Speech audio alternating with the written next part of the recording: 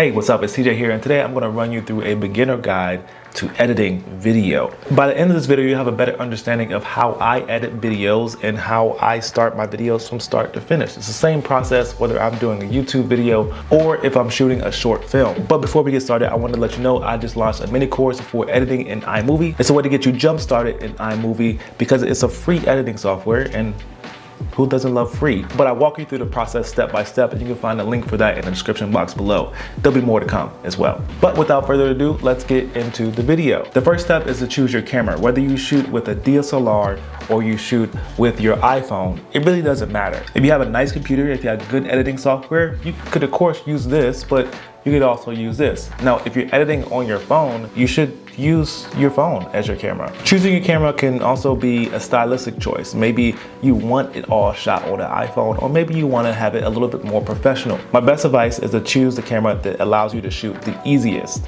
or that you're the most familiar with, putting the least amount of resistance between you and creating. The next thing is to make sure you have coverage. So coverage is making sure that you shoot everything that you can. Get as much B-roll as possible. On your iPhone, you can do a time lapse. You can do wide shots. You can do tight shots. There's a ton of things you can do right here on your phone, making sure that you get enough coverage and you do multiple takes. And it just makes the process so much easier because you have a lot to work with. All right, so now you want to go from this to this as soon as possible.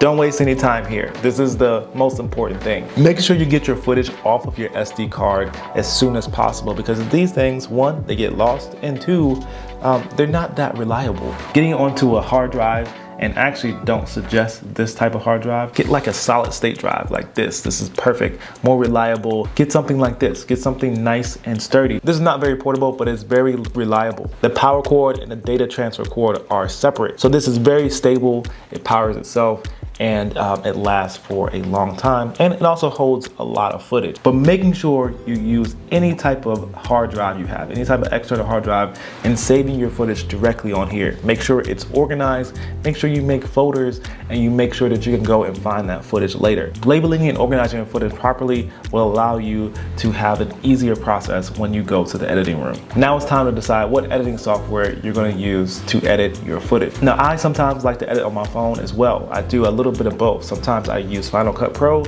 sometimes I use my iPhone and I edit directly on Splice. Splice is a program that's easy to use, and if you're editing on your phone, then this is probably the perfect program for you. And I also like to use Final Cut Pro. And there's a couple of reasons why I like to use Final Cut Pro. The first reason is because I use a MacBook, and as you may know, Final Cut Pro is a Mac-only software. Also, Final Cut Pro and Apple computers are optimized together, so this makes for a quicker export. And a lot of times I don't have a lot of time to waste when it comes to exporting. Final Cut Pro is also easy and intuitive, so I can put my editing ideas together fairly quickly. So you want to watch and review your footage. Make sure you get all of the best shots. So bring your footage into your editing software and make sure you get all of the good shots. You may even want to look at your footage on your hard drive or on your phone before you start to edit. This gets you familiar with your footage. And this also depends on the time frame. If you edit closer to the time that you filmed, then you should be pretty familiar with what you have, what's good and what's not. But reviewing your footage can clarify that and allow you to make good decisions when you start to go into editing. The first step is to edit the A-roll. And the A-roll for me is something like this. This is a talking head. This is me explaining, hey, this is what's going on in this video. My A-roll is what I edit first, and I edit that down to the best parts possible. This is also called the storyline of the footage. This is the bulk of what your video is all about. Now it's time to add in the B-roll, the things that support your A-roll or the main storyline. When you went and you filmed, you made sure you got shots and angles from all sides, and you may even shot in slow-mo or shot in time lapse, or got different angles of the surroundings to make people understand where you are and what you're doing. This B-roll gets placed over top of all the A-roll footage or the storyline of the footage to make it more interesting. I love adding slow-mo footage as my B-roll. At this point, it's time to go get a drink. Go do something that is fun, or go do something that takes your mind off of what you've just done. At this point, you can relax because you got about 80% of the work done. And now when you come back, it's time for you to do some of the fine cutting. Now, this is where I like to add in my music. Now, if you don't want to add music, that's fine. You can skip this part, but I like to add in the music here so that I can do my fine cutting. Sometimes this means I have to cut footage down. Sometimes it means I have to make footage a little bit longer. And this allows my video to seem like it belongs with the music that I edited to. The way you do this is just look at the waveforms on your audio below your clip. Just drag that music down below your clip. And when you hear a nice snare drum or bass drum or something that hits, then you edit on those points. Those musical cues may mean that you need to cut, or it may mean that you need to fade in or transition to the next clip somehow.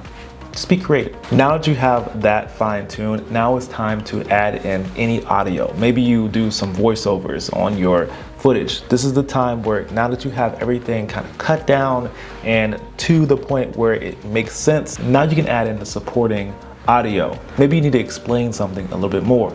This is the point where you add in your voiceovers. Okay, now if you have two competing sounds, and this happens a lot, you may have some times where you're talking, you may have some times where you're doing a voiceover. Now it's time to mix the sounds together.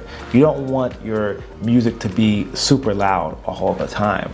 You want it to be loud enough when you are not talking and quiet enough when you are talking. This is called ducking. You duck the audio to make the most important audio stand out a little bit more. And the last thing you can do is a little bit of color correction or adding some type of stylistic look to your film. Now, you can add whatever you filter or LUT that you want to add to your footage. A LUT is very similar to a preset or a filter where it allows you to get specific colors and allows you to get specific looks. You can also color correct all of your clips the way you want them to be. Maybe you want a little bit more saturation, maybe you want to be desaturated, or you want the colors to be black and white. This is the point after you fine cutted everything, after you added in all of your footage and your audio, now you can color correct that footage and make sure it looks exactly like you want it to look. And then lastly, it is time to export. This is the best part. This is the part where you can breathe and just, be happy to bring your creation to the world. At this point, select the best exporting settings for you. In Final Cut Pro, I like to export in H.264,